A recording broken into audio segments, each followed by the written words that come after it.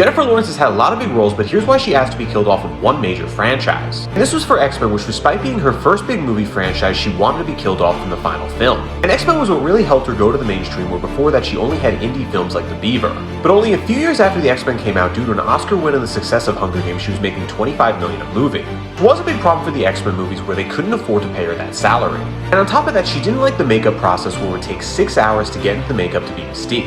And because of this, for the sequels to X-Men First Class, she required that she'd have fewer scenes wearing her makeup. And she also demanded less time goes in the makeup process, where this is what she looked like in X-Men First Class. Comparing that to X-Men Dark Phoenix, she looked noticeably worse because she demanded very little makeup time. And the final reason she left X-Men was because she just didn't want to take on more projects, where she took a 3-year hiatus from acting. And that did cost her some money in the long term, where now she's getting paid 80% less per movie. Being killed off is not that uncommon, like Harrison Ford, who asked to be killed off Star Wars Episode 7. So those were the reasons Jennifer Lawrence was killed off X-Men, and while it was her choice, it didn't feel like a proper end.